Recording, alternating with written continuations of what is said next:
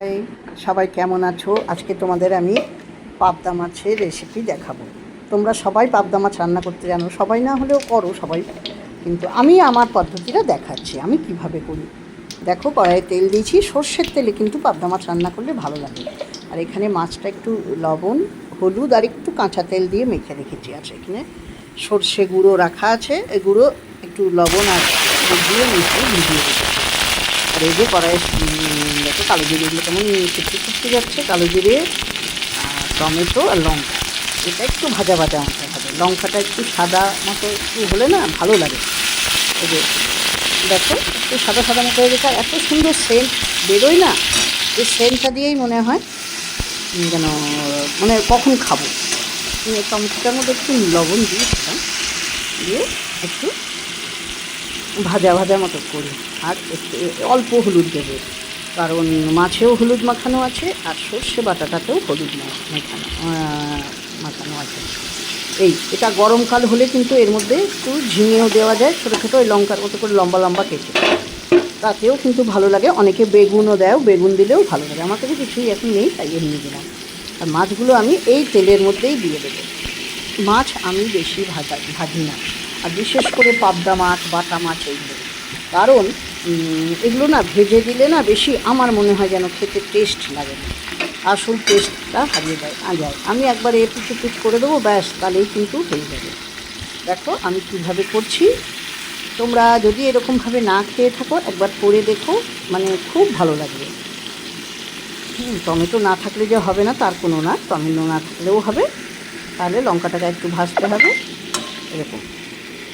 দেখেছো, আর কিছু না। আমি এবার একটু ঢাকা দিয়ে রেখে দেবো, বেশিক্ষণ না, 2-3 মিনিট, যেন কড়া না হয়। দেখো আমার হয়ে গেছে।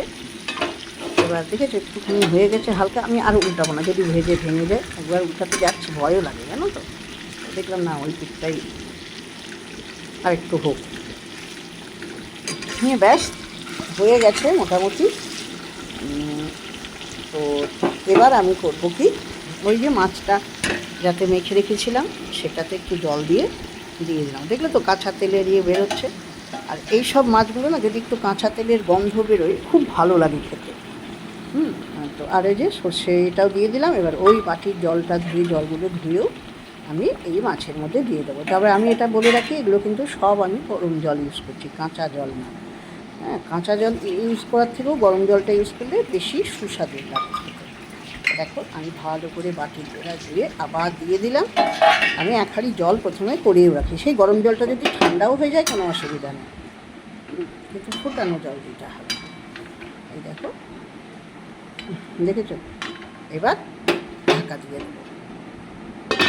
চলো ঢাকা দিয়ে ঘরের কাজ করে আসি। এই দেখো এসে গেছি, মাছের ঝোলটা মোটামুটি হয়ে গেছে। আর এটা তোমরা সর্ষের বদলে এমনিও নুন হলুদ দিয়েও, লবণ হলুদ দিয়েও করতে পারো, তাতেও ভালো লাগে। আর ঝোলটা হয়েছে কি না, বেশি ঝোল দিলে ভালো লাগে না। এই দেখো ধনে পাতা দিয়ে দিলাম। ধনে পাতা দিলে তো সব জিনিসেরই আলাদা একটা টেস্ট হয়। আর এই ঝোলটা হয়েছে কি না সেটা কি করে বুঝবে, মোটামুটি করতে করতে আমি